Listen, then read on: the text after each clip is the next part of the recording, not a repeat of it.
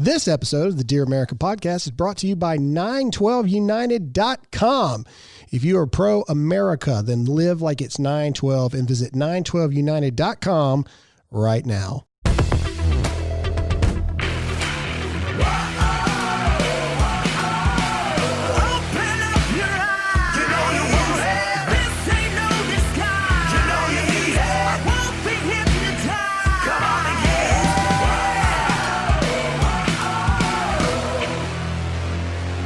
What's going on, America, and welcome to a special edition of the Dear America podcast. We had a really cool opportunity last week on our normally off filming days to film with not one, but two amazing guests about their brand new books. So you're going to hear first from Sarah Huckabee Sanders and her brand new book. We're going to get behind all the lies against this president from someone who knows him firsthand and was actually there for the Atlantic article scandal. And we also get an opportunity to talk to one of my favorite congressmen, Congressman Matt Gaetz, and his new book, Firebrand, and all of the amazing things of what it's like to be in the swamp in D.C.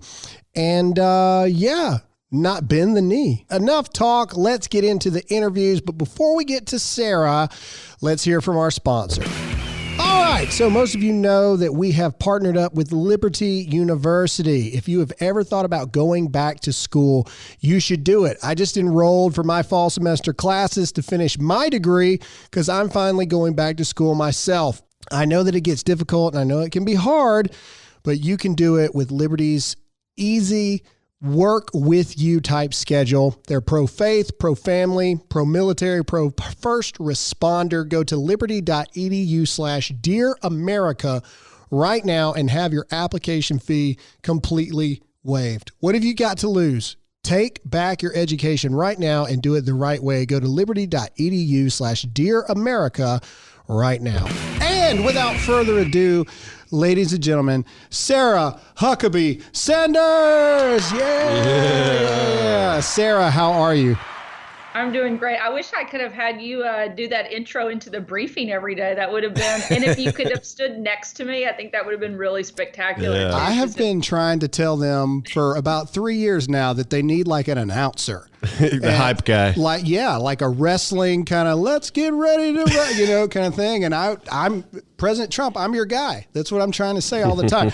But we are here to talk about you and your new book, Speaking for Myself, which is out now. It's a fantastic book. We got it. I dug into it a little bit the other day, and it's an awesome book. Congratulations. How does it feel with the book finally being out?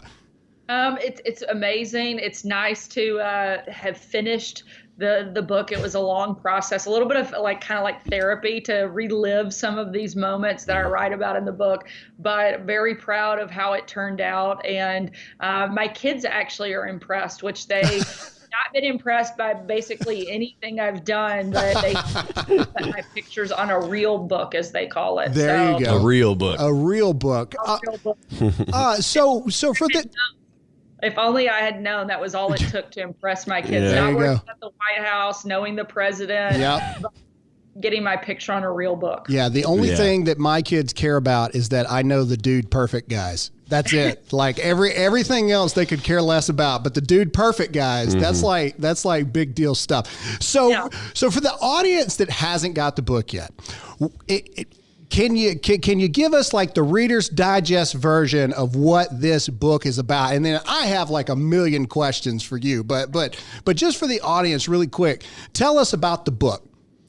Sure. So one of the things that made me want to write the book in the first place is because I feel like there have been so many stories and so many negative books about this president, and my experience couldn't have been more different. I spent 2.5 years working in the White House, another year on the campaign. But during my time at the White House for 2.5 years, I spent almost every single day with the president. I watched him in every setting that you can imagine, and I saw somebody who loved loves this country, who's fighting for this country, who takes just relentless attacks, but still gets up every day and keeps punching back and is staying strong and continuing to deliver for the American people. I wanted other people to see the Donald Trump that I was fortunate enough to get to see, to get to know over the course of my time at the White House. Yeah. I hope that the story in there make people laugh a little, cry a little, and even inspire them some. I didn't want to write a book that's just for political junkies. I want it to be a fun and easy read that everybody can enjoy.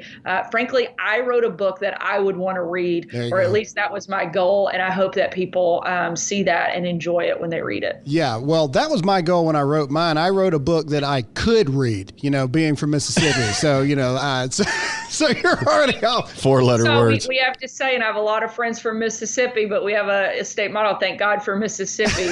Yeah, well, that's everybody's thing. It's thank God for Mississippi. Yeah. If it wasn't for them, we would be in last place. Either way. Okay, all right. So, no, I think that's great. And I think that that's so needed in today's political world, in today's society. I have seen so many attacks against this president. Now, I haven't gotten to hang out with President Trump like you have, but I have gotten the honor to meet him a couple of times. And we've gotten a chance to talk a little bit.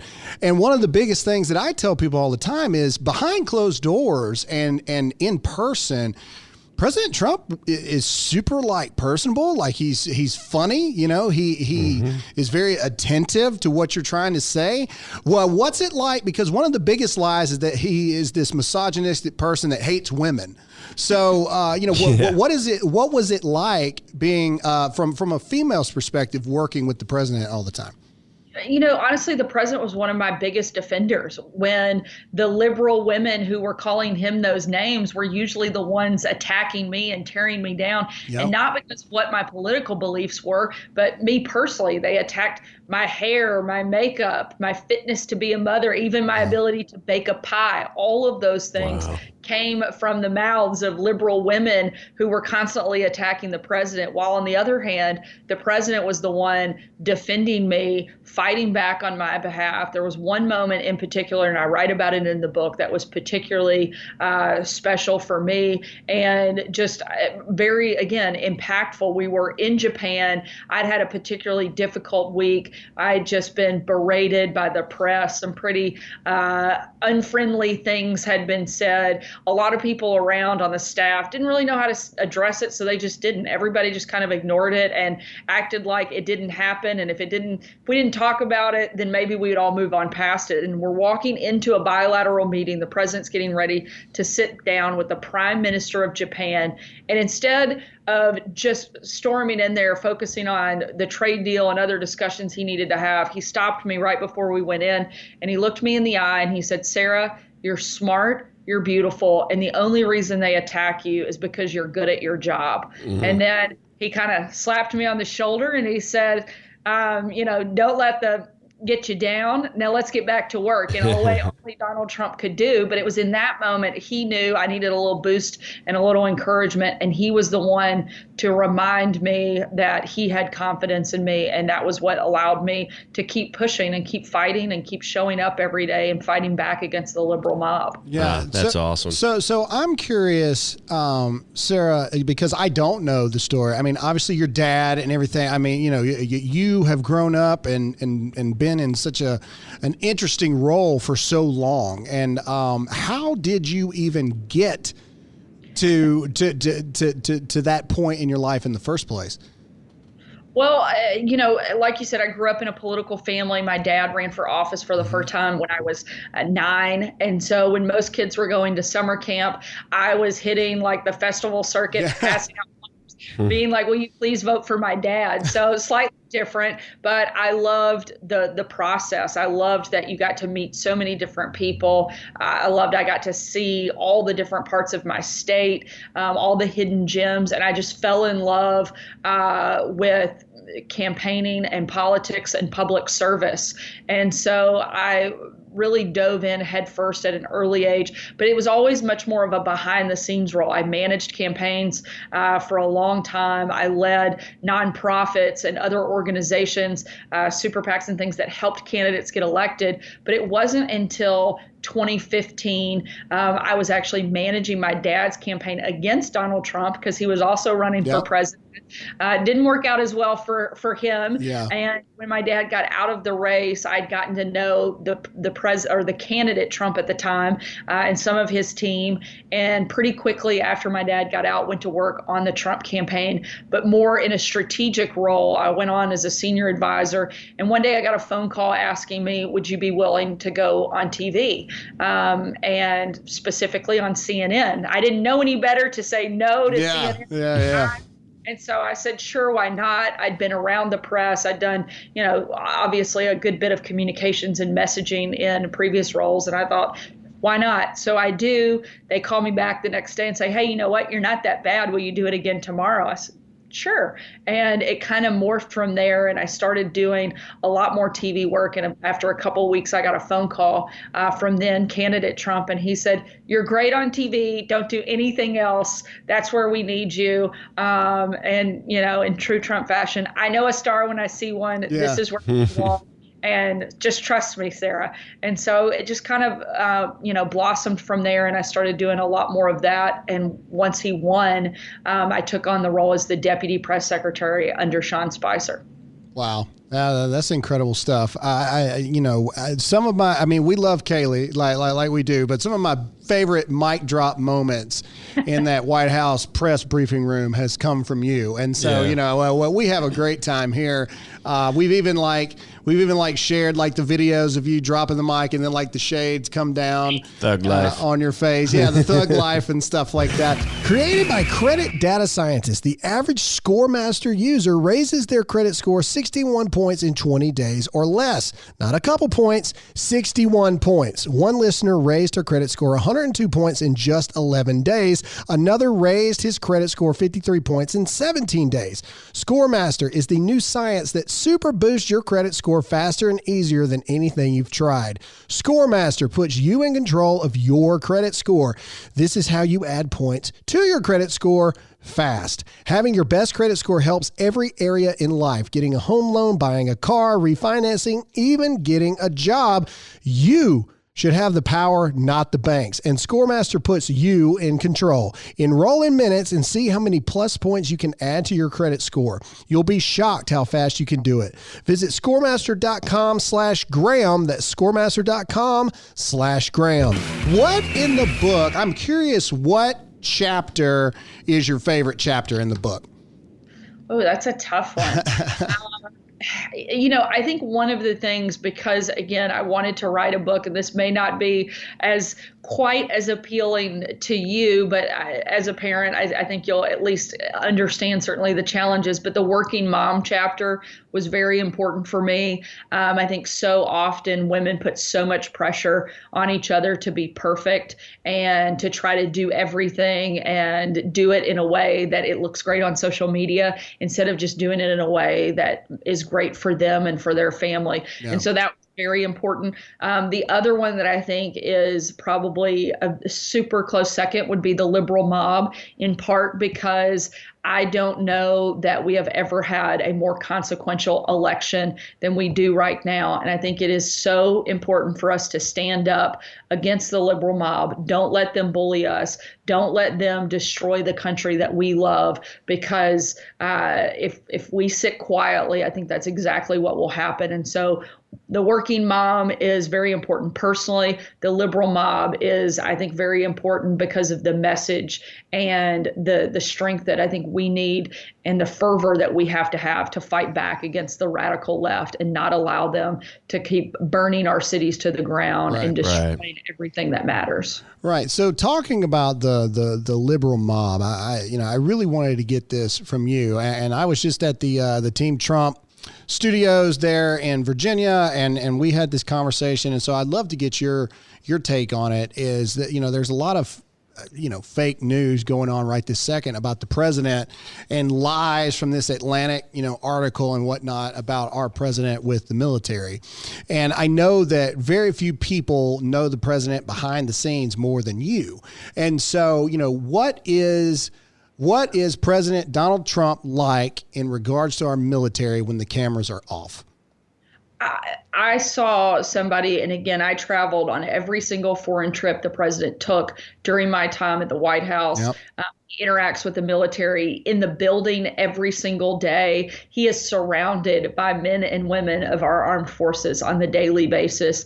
And I never saw anything other than respect and admiration for the people that serve and protect our country. Going back to one of the moments where you see the president's heart was when he had to make those condolence calls to parents who had lost a son in Afghanistan.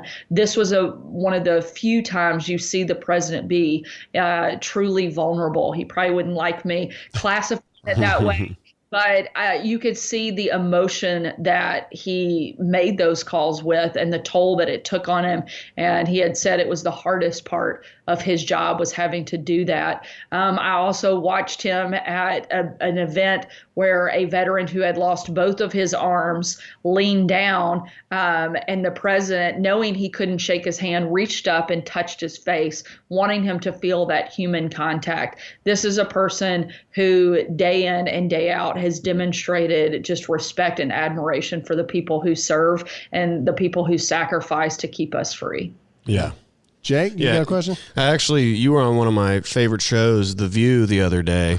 And when you said that, you said a very similar thing. Whoopi Goldberg laughed under her breath. Like, that's the craziness of the left. So my question is, what do you think the real reason is for all this hatred? I mean, it's on another level hate. Like, what is the real, in your opinion, goal behind, all this fake news and stuff like that?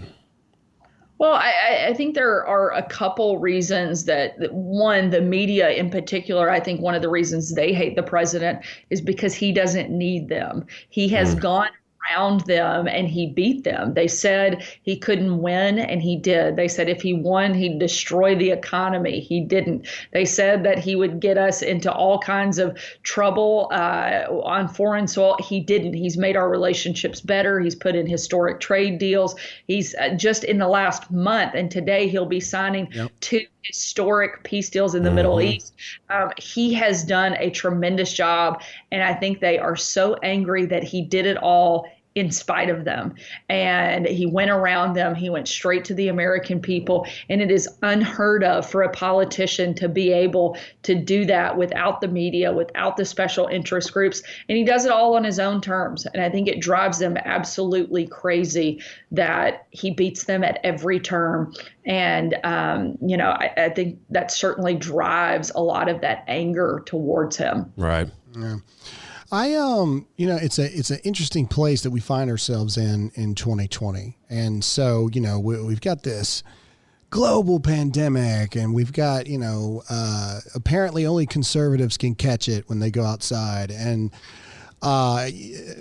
we've got people burning our cities to the ground. We literally have people like taking parts of America and claiming that it's not America anymore and building barricades around it. What is, if you could summarize, and I know this is a super loaded question, so, if you could summarize what the American people are deciding on in this election, in my opinion is it's either you're voting for America as America has always been, or at least we're trying to hold on to what America was, or you're voting to destroy America. In my opinion, what for the American people listening right now, from someone who is, personally and behind the scenes been with the president for so long, what are people truly voting for in this election? Well, I think the contrast couldn't be clearer between Donald Trump and Joe Biden. Donald Trump is somebody who loves freedom and is going to protect it at all costs. He's somebody who actually loves America, doesn't apologize for America. He is somebody who is going to continue to push for law and order versus somebody who's going to allow chaos to become unleashed on American cities from coast to coast. He's somebody who is going to fight for empowerment of every individual, make sure people have the opportunity to have a real job, to get a good education, while I think that Joe Biden will be so dominated and controlled by the radical left that he will make no decisions as president. It's very clear who the leader will be if Donald Trump is elected. It will be Donald Trump. You know what you're getting. With Joe Biden, he's not going to be running that show. He's proven he's not capable of it. He cannot stand up to the liberal mob. He cannot stand up to the radical left. If we want to continue to have that type of chaos and lawlessness, we've got a candidate for that. If we want somebody who's going to stand up and fight for the things that matter most in this country, freedom and faith and prosperity and safety and security, Donald Trump is the guy that can do that. All right. If we've learned anything from the craziness of 2020, it's how important the Second Amendment is. So go right now to our good friends at redarrowweapons.com right now for your 100% made in America AR-15 rifles. Protect yourself and your family. Go to redarrowweapons.com right now. Just a couple more questions. I know your time is valuable, but I'm curious what you think about this. Joe Rogan is in the headlines right now. Tim Kennedy was on his show and they were having a conversation, and basically, so the thing on the table is a 4-hour debate with no crowds, social distancing between Donald Trump, Joe Biden, and Joe Rogan moderating this thing. And of course, Donald Trump within like 12 hours. Let's do this thing. 0 chance Joe Biden's handlers allow him to do this. Do you think that that's going to hurt Joe Biden turning that down? I also think there's 0 chance that Joe Biden is actually physically in the same spot as President Trump when they debate. I think there's 0 chance. I think it'll be Donald Trump standing there and then a TV. I really do. I truly believe that. When Joe Biden starts turning down these opportunities to debate Donald Trump, do you think that that's going to help turn the tide and bring those middle ground people, right? Because that's what the campaigns really all boil down to, right? Donald Trump supporters are going to be Donald Trump supporters. Right. The truth is Joe Biden supporters are going to be Joe Biden supporters. You're really fighting for those middle of the road, kind of on the fence kind of voters. Do you think that Joe Biden bowing out of the Joe Rogan thing, because Joe Rogan is the most popular podcaster in the world right now, I mean, that's a big deal. Do you think that's going to end up hurting Joe Biden and helping the president when it's all said and done?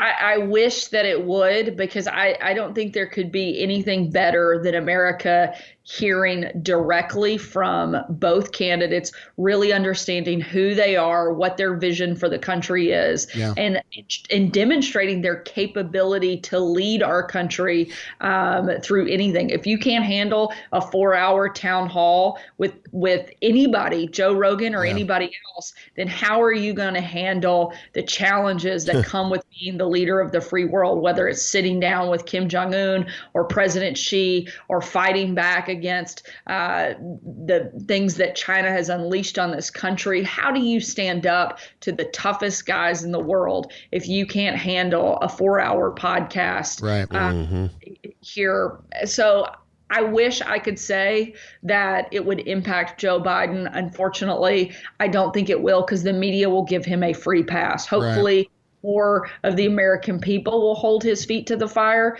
but the media is going to give him a free pass on this, and I think they'll give him a free pass on the actual debates. I do think he'll show up in person only because he knows he absolutely has to. If he doesn't show up in person, he'll be just, even the media, I don't think could let that one slide.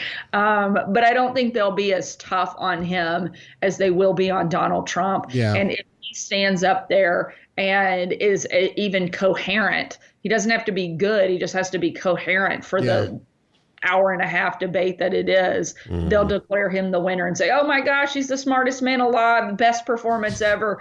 And so I do think that they're going to give him a free pass, which is unfortunate. However, I watched Donald Trump in 2016 use the debates as a way to completely shift the narrative. And because he has the ability to, I think, catch people off guard and can be unpredictable at times, I think that it could still be a very pivotal moment in the election and very important for the president. Well, I agree. I think the campaign knows that. They know that they're going to lose the debates in the media's eye.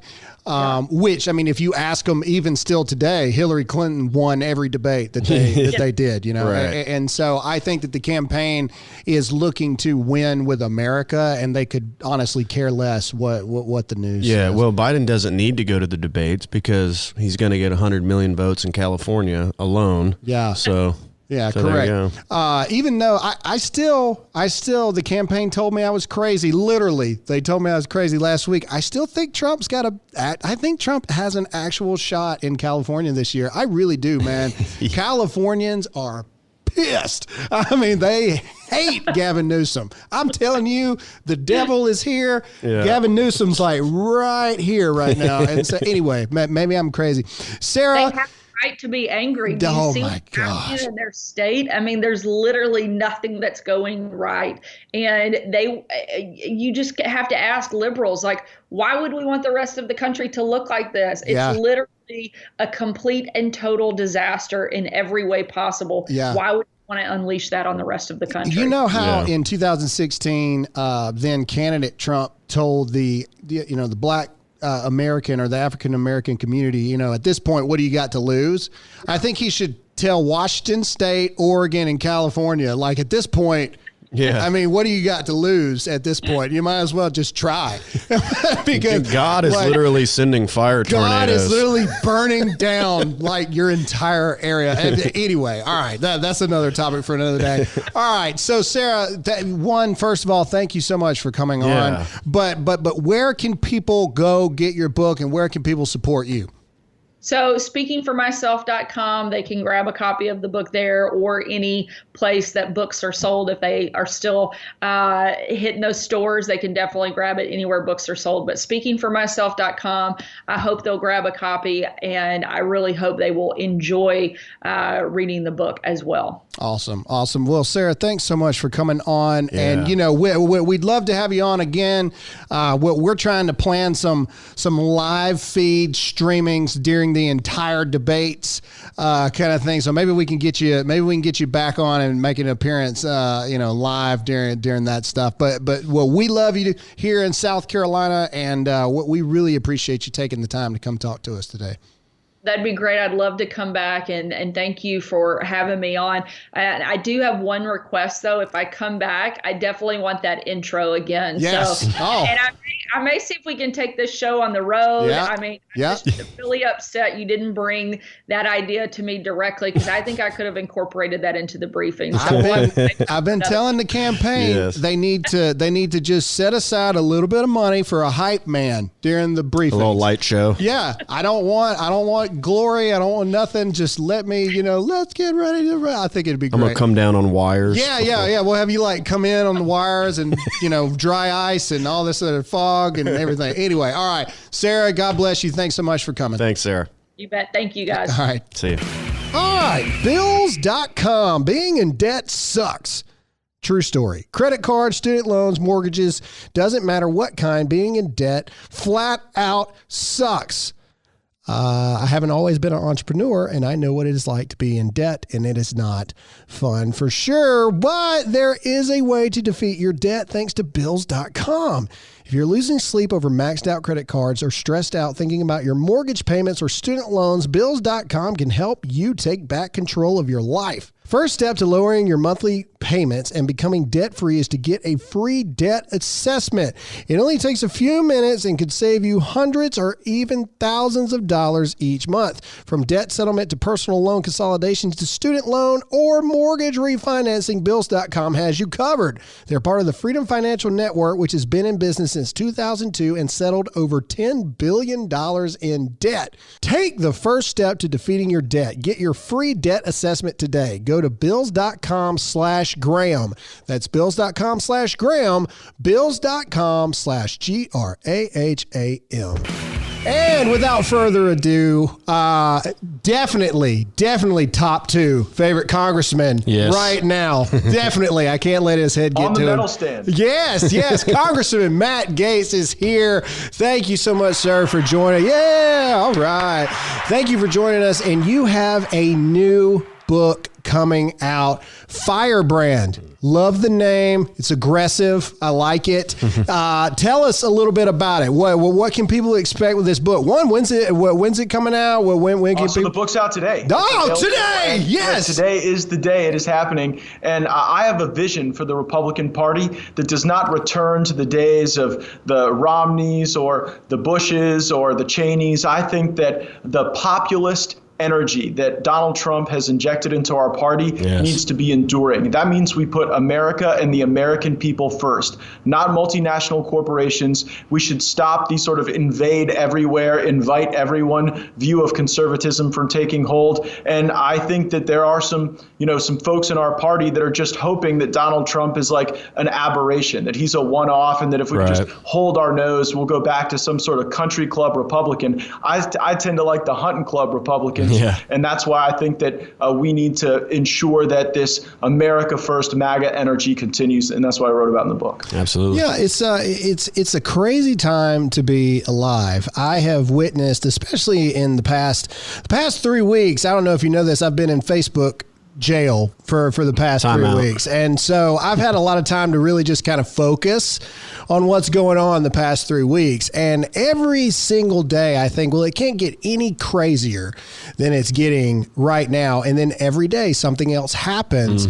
What's it been like on your side of the woods, Congressman, in the DC? Well, look, go ahead. I'm only one of 4 congressmen who is actually shadow banned by Twitter. So I know what it's like to have my content labeled. One of the chapters in my book is actually entitled Big Tech Hates America. And I'll just level with you. The United States Congress is never going to push back on big tech because Congress is totally bought and paid for by big tech. I mean, Chuck Schumer's own daughter works at Facebook. And so when you have like the relatives of major people who can stop legislation in these types of positions, it just becomes untenable. Now, there is a plan, and it requires re-electing Donald Trump so that he gets the appointments to the FCC and also the Federal Elections Commission, because I think when you've got these tech giants that choose to suppress your content, my content, they are engaged in election interference. That is like real live homegrown American election interference. And they drug us all around the world chasing 12 Russians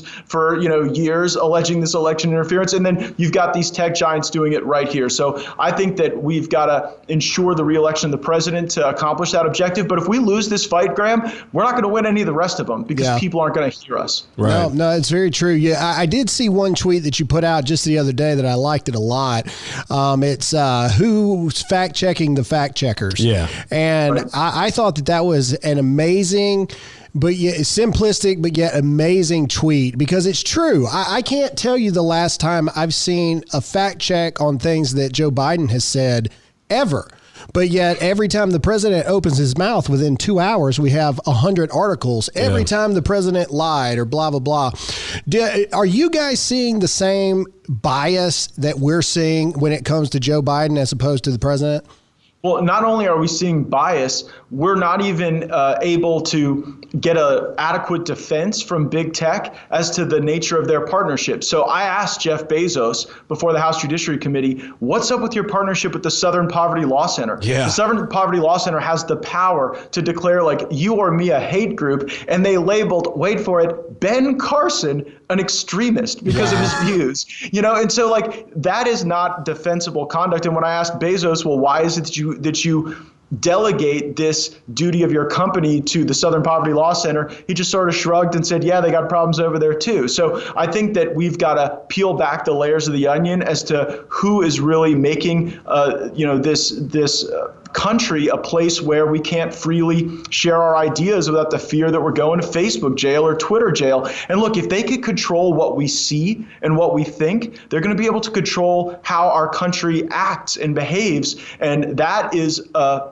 relinquishing of freedom that no one should accept in America. Yeah, I agree. If we don't have the freedoms as Americans to view for ourselves and make decisions for ourselves without mommy or daddy telling us what we can and cannot do, is that really freedom? Congressman, I want to talk to you really quick. The president announced today that he's going to make his selection for a SCOTUS nominee on Saturday.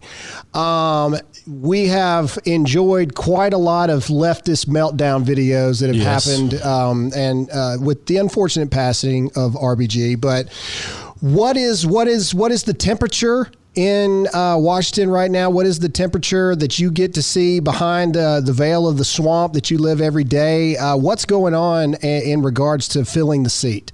So I talked to the president yesterday about it, and he's a good poker player. He didn't reveal his pick, but he talked about the traits and the values that he wanted to see reflected. And one, he wants it to be a bold pick. He wants it to be a pick that creates excitement. And whether you agreed with RBG or not, she was sort of an exciting figure on the court, right? Absolutely. A cultural icon in her 80s, right? So I think with Trump, he wants a pick that will generate that type of enthusiasm. And frankly, he wants to remain faithful to his promise to reshape the court in a way that allows that entity to function in review of the law rather than construction of the law. That's not the right role of the judicial branch. And so getting an across-the-board conservative, very important to the president. And here's a fair question. Who would Joe Biden put on the court if he were elected president? Yeah, because he's refusing to answer. Yeah, I'm starting to think he'll just go find one of the purple-haired, genderless warlords from the Chaz and maybe nominate them to the court because we don't have the same level of transparency from Biden that we have from Trump. And I think that gives the country great comfort in his leadership. Matt, is there any light at the end of the tunnel? Filling this seat is a good example when there's clips of Obama, Hillary, Pelosi in the past saying, it's the duty of the president to fill the seat, even right before an election.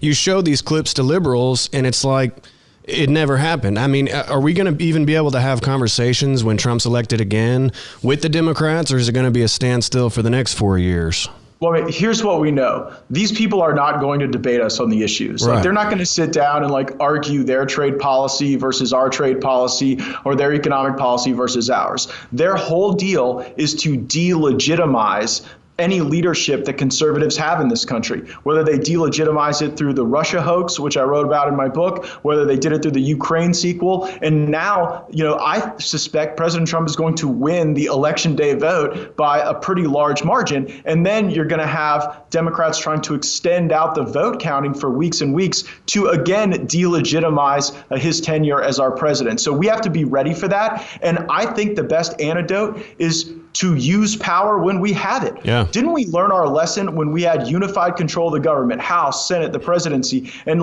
Paul Ryan was talking to us about 3 buckets of healthcare reform. Meanwhile, we should have gotten to the business of repealing Obamacare then, building the wall then, but too many Republicans were weak. And so as they increasingly try to delegitimize, we've got to restock in the Congress and with those supporting the president, people who will come here for the fight and will use the power when we have it to save the country. Because you know what? Our movement is still the joyous movement. I mean, you look at the Democrats, they're crying, they're enraged, they're melting down, they're burning things down. We want to wave the American flag and sing songs to each other and show how much we love our country. Right. I think that's the more inviting movement, and I actually think that's the essence of our victory. Yeah, I agree, Congressman. Your new book, Firebrand, is out today, and from the title of it, I cannot wait to read some of the, how do I say this, politically incorrect things that are probably in it. One last question for you, Congressman. And like I said, you have a unique view because you get to see behind the veil of the swamp, as I call it.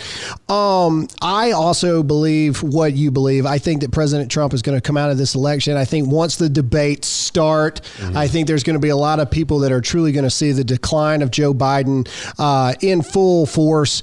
Do you think that things are going to get worse either way? My biggest fear is if Joe Biden wins, obviously the country is not going to do well out of that. But another fear that I do have is if and when President Trump wins, the left will not concede to the victory, and which is another reason why we need a full Supreme Court going into this election. Do you guys feel that same thing that we're feeling here?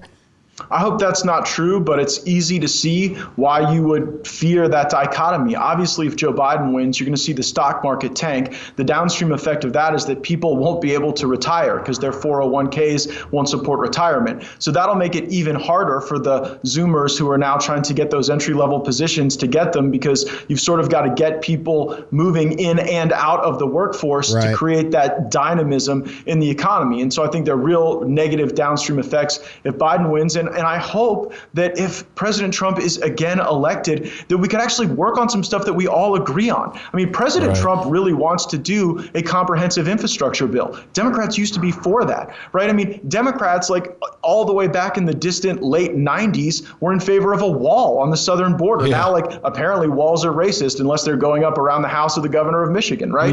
And so, like, I think that, you know, we would hope to extend a hand of cooperation to Democrats should the president win. And look, I mean, I think that we got major problems in the country that we got to solve. And the only way we're going to do it is by confronting them head on and rolling up our sleeves and getting to them.